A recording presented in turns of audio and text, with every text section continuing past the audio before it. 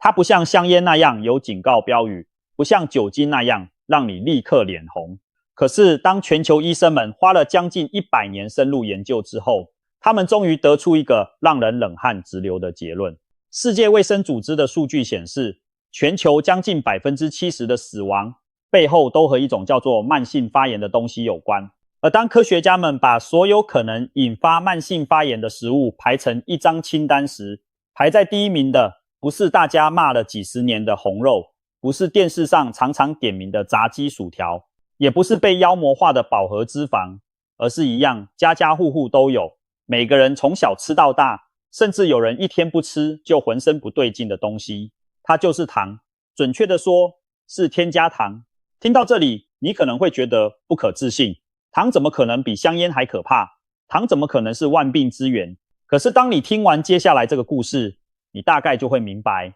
为什么哈佛医学院、加州大学旧金山分校、英国医学期刊近年来一篇接一篇的论文都在向全人类发出同一个警告。为什么很多日本的高龄医师现在每天早上看的不是血压计，而是一张写满食品成分的小纸条？为什么欧美越来越多的营养专家公开承认，过去半个世纪我们被一个天大的谎言骗了？让我们先回到一个很久以前的场景。1950几年的时候，当时美国的心脏病发病率忽然开始飙升，医学界陷入恐慌，谁是凶手？当时有2派科学家分别提出2种看法。一派由英国的约翰·尤德金教授带领，他指着糖大声说，这就是凶手，糖会让血脂飙高，会让肝脏受伤，会让血管堵塞。另一派由美国的安塞尔·凯斯教授带领，他指着饱和脂肪说，这才是凶手，动物油、奶油、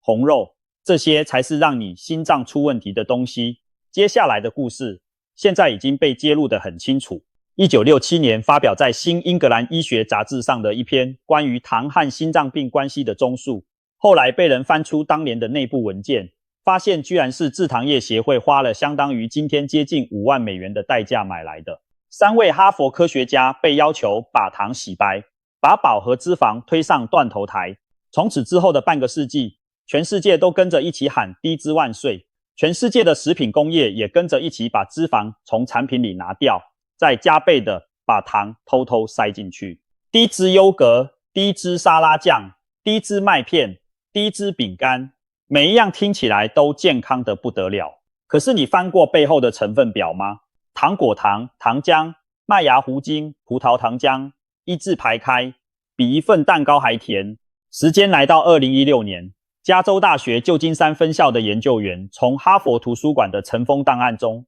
挖出这些当年的书信，公布之后全世界哗然。原来我们被骗了50年，原来真凶从一开始就被指认出来，只是被有钱人按住嘴巴封了喉咙。从那一天起，营养学界开始一场大规模的翻案运动，糖从此被一步步推上头号发炎食物的位置。一直到了2026年的今天，越来越多研究团队在权威期刊上发出共识声明，糖的伤害已经不需要再争论了。真正要争论的是，我们要怎么把它从现代饮食中拉下神坛。那么问题来了，糖到底是怎么让你发炎的？这背后的机制其实比你想象的还要可怕。让我们一步一步拆开来看，你会发现糖伤你的方式比你想象中还要全方位。第一步发生在你的血液里，当你吃下一块蛋糕，喝下一杯手摇饮，几分钟之内你的血糖会像火箭一样冲高，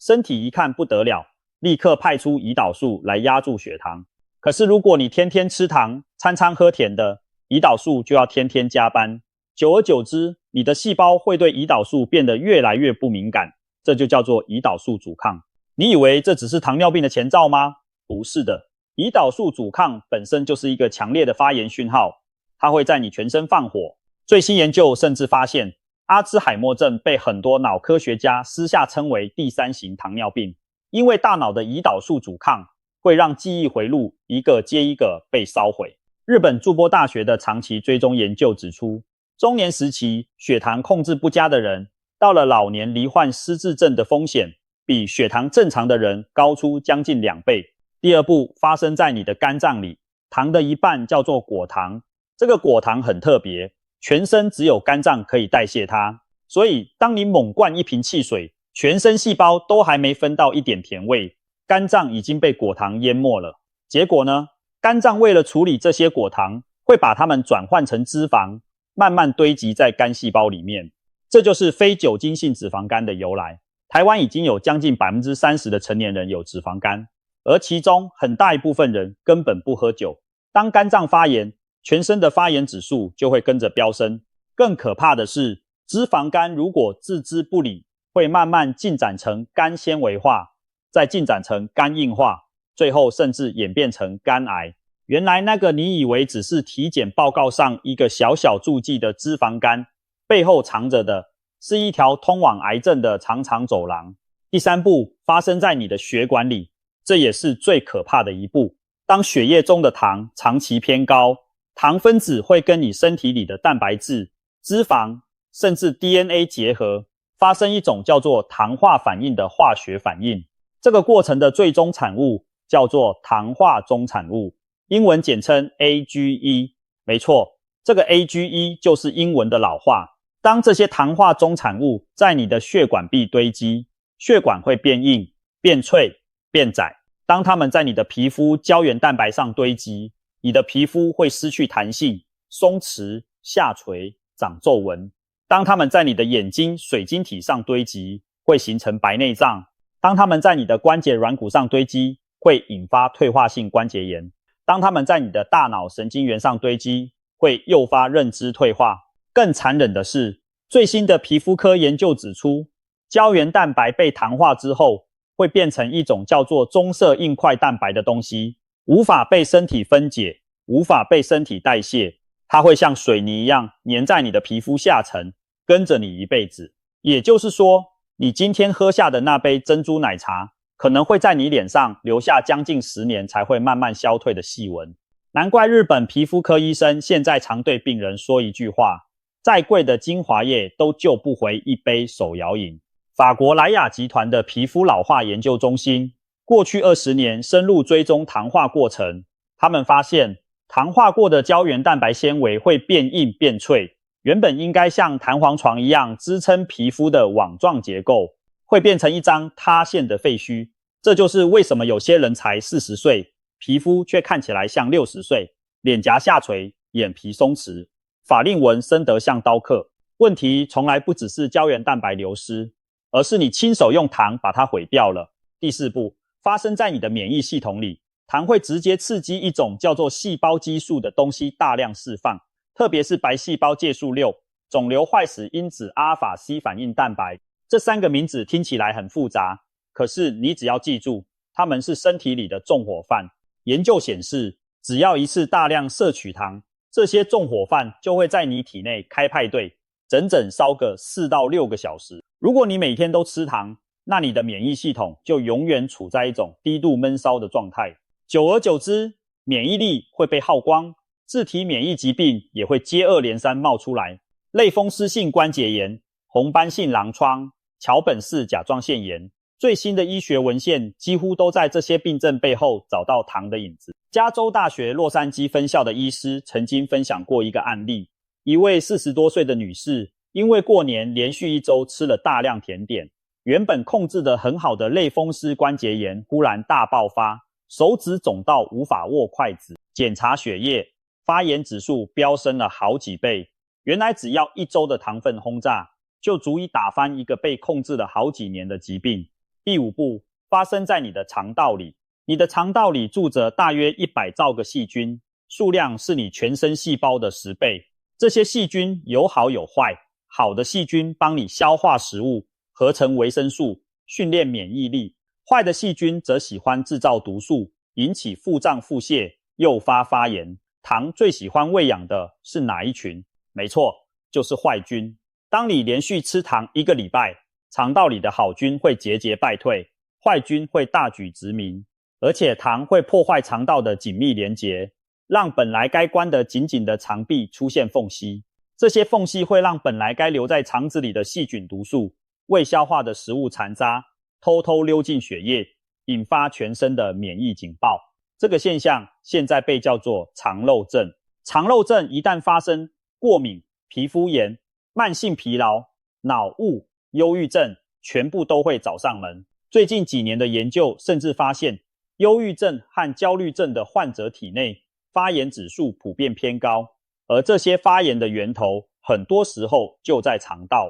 所以当你心情低落的时候，先检视一下你的饮食，比急着吃抗忧郁药更值得。说到这里，你可能会以为糖只是让人变胖、变老、变病而已，可是还有更可怕的事情。2019年发表在《自然通讯》期刊上的一项研究发现，糖会直接喂养癌细胞。癌细胞的代谢跟正常细胞不一样，它们特别贪吃葡萄糖，特别视糖如命。这个现象，诺贝尔奖得主瓦尔堡早在上个世纪20年代就发现了，叫做瓦尔堡效应。简单来说，如果你的身体里有少数还没被免疫系统清除的癌前细胞，你每喝一杯含糖饮料，就等于送了一份豪华大餐给他们。他们会在这一顿大餐之后加速分裂，加速扩张，从一颗看不见的小点变成你某天体检时吓一跳的肿瘤。膀胱癌、乳癌、大肠癌、胰脏癌，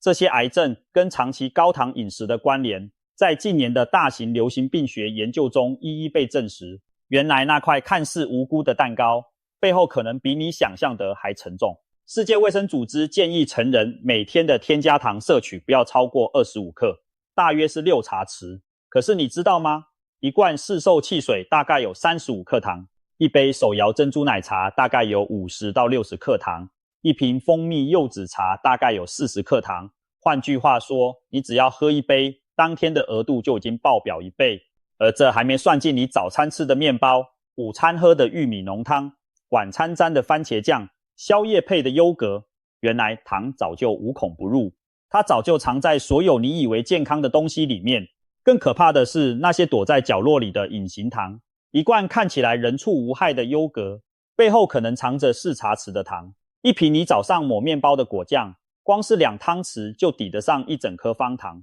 市售的意大利面酱、泰式酸辣酱、日式烧肉酱、韩式辣酱，几乎每一瓶背后都有糖偷偷挂榜。连你以为很健康的能量棒、运动饮料、乳酸菌饮料，背后的糖含量都远远超过你的想象。下次去超市买东西，请翻到背后的成分表，找一行叫做碳水化合物中的糖的数字，任何一个字尾是糖的成分，例如蔗糖、果糖、葡萄糖、麦芽糖、乳糖，或者任何听起来高科技的糖浆，例如高果糖、玉米糖浆、葡萄糖浆、转化糖浆，都是同一回事，都是会在你血液里放火的东西。那么问题又来了，既然糖这么可怕，我们是不是应该完全戒掉？答案是不必。完全戒糖是一个极端，过度恐惧也会让人压力大，活得不快乐。真正的关键不是完全戒掉，而是学会分辨什么是天然糖，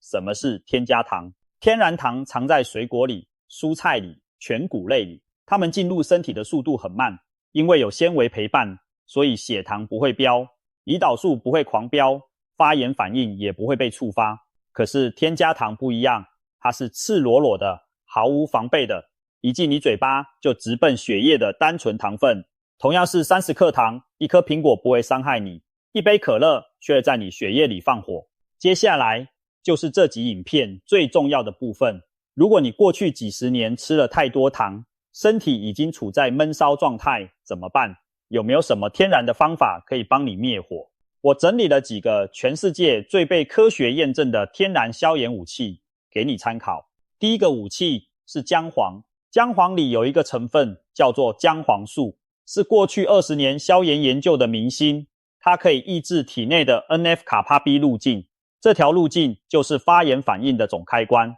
哈佛大学、约翰霍普金斯大学的研究都显示，姜黄素对抗发炎的效果，在某些情况下可以媲美某些非类固醇消炎药，而且几乎没有副作用。可是姜黄素有一个缺点，它非常难被人体吸收，所以喝姜黄水或者吃姜黄粉的时候，记得加一点黑胡椒。黑胡椒里有一个成分叫做胡椒碱，可以让姜黄素的吸收率提高20倍以上。再加一点点好的油脂，例如初榨橄榄油或者椰子油，因为姜黄素是脂溶性的，有油才能进得了细胞，台湾家庭最简单的做法就是早上煮一杯温热的姜黄黄金奶，1茶匙姜黄粉，1小撮黑胡椒，1杯不加糖的牛奶或燕麦奶，再淋1小匙好油，温热喝下，全身像被春阳包围一样。如果你嫌麻烦，把姜黄粉撒进你的咖喱、炒蛋、蔬菜汤里，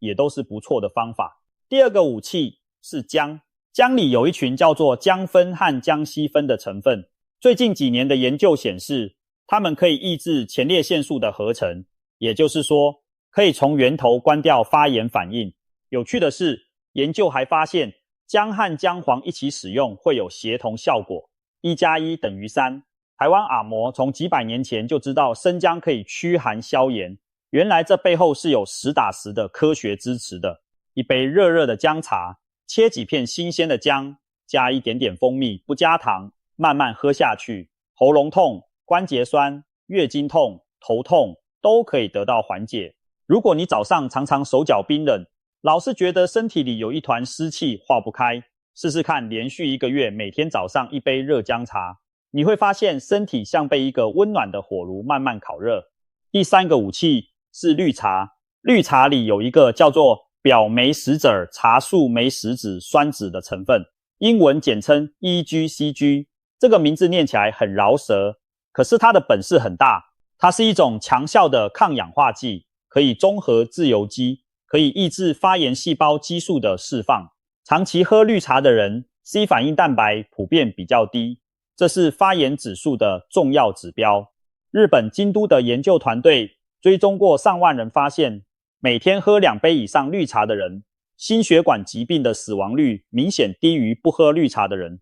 重点是请喝原味，不要喝市售的甜绿茶饮料，因为加了糖之后，刚刚建立起来的所有好处几乎都会一笔勾销。冲泡绿茶的水温也很关键，不要用滚烫的开水，最好在75到80度之间，这样 EGCG 才不会被破坏，茶汤也不会出现恼人的涩味。第四个武器是 Omega-3 脂肪酸，这是消炎研究里最硬核、最不容置疑的天然成分之一。深海鱼类，例如鲑鱼、青鱼、沙丁鱼、秋刀鱼，都富含 Omega-3。Omega-3 进到身体之后，会被转换成一种叫做消解素的东西。这个名字本身就告诉你，它是专门来解决发炎的。哈佛医学院的研究指出，每周吃2次深海鱼的人，全身性发炎指数明显下降。如果你不爱吃鱼，亚麻仁籽、奇亚籽、核桃也含有植物性的 Omega-3 前驱物，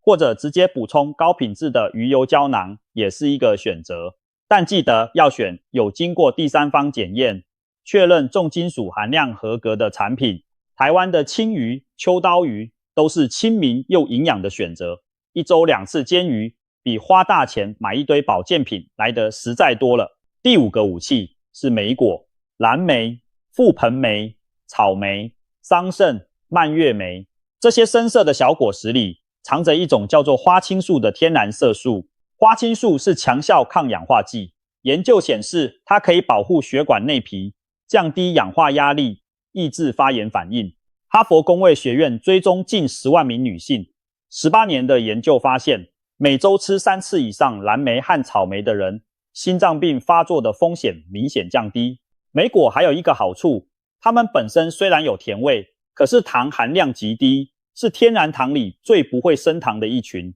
一小把蓝莓加进无糖优格里，就是最完美的抗发炎早餐。如果新鲜莓果太贵，冷冻蓝莓也是好选择，营养价值几乎一模一样，价格却便宜很多。第6个武器是大蒜。大蒜里有一种叫做大蒜素的硫化物，它是大蒜被切碎或压碎之后才会释放出来的活性物质。大蒜素可以抑制发炎细胞激素，可以降低血压，改善血脂。要让大蒜发挥最大功效，记得切完之后等个10分钟再下锅，让大蒜素充分形成，或者直接生吃，每天1到2瓣，配一点蜂蜜减轻辛辣味。当然，这个方法不适合社交场合的早上。第7个武器是肉桂。肉桂可以帮助稳定血糖，降低胰岛素阻抗，减少糖化终产物的形成。1小时肉桂粉撒在无糖燕麦粥上，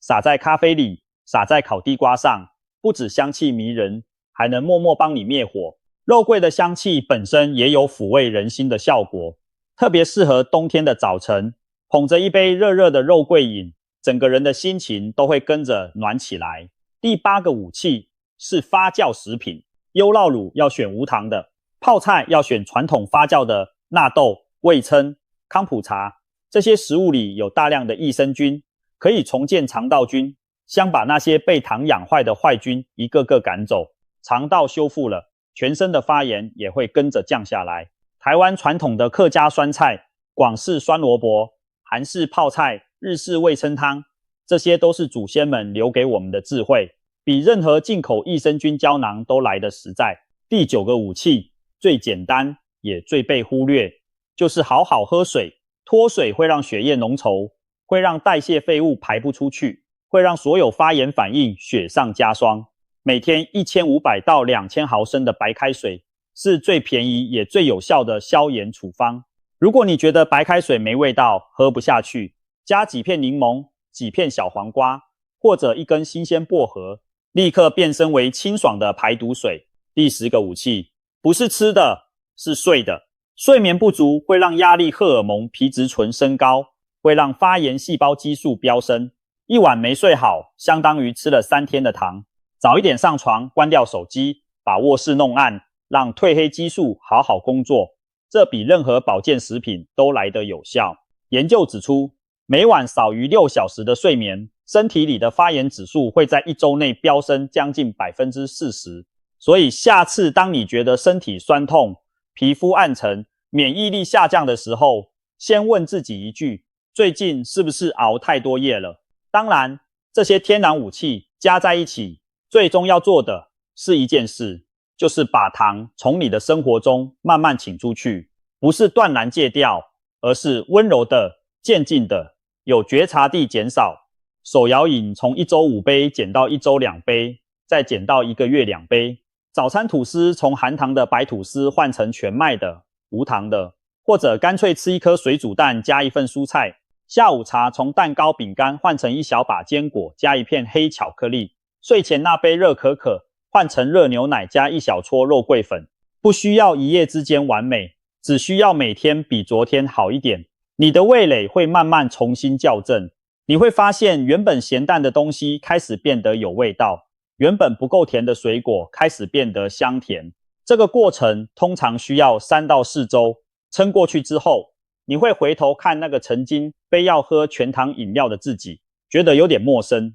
最后我想跟你说一个真实的故事。日本有一位医师叫做白泽卓二，他是抗老化医学的权威。他在门诊里看过太多50、60岁就罹患失智症的患者，问下去几乎每一个人都有一个共同点，那就是年轻时视糖如命。白泽医师后来把自己的饮食彻底改造，告别添加糖，告别精致淀粉。到了70多岁时，他的脑袋依然清明，皮肤依然紧致，体力依然旺盛。他常对患者说一句话：糖是这个时代最大的甜蜜陷阱，掉进去的人往往要花10年才能爬出来。朋友们，发炎不是一天造成的，它是你过去几千个小决定累积出来的结果。可是消炎也是一样，它不需要你做什么惊天动地的事，它只需要你从今天开始，从下一餐开始，做一点点不一样的选择。一杯无糖绿茶取代手摇饮，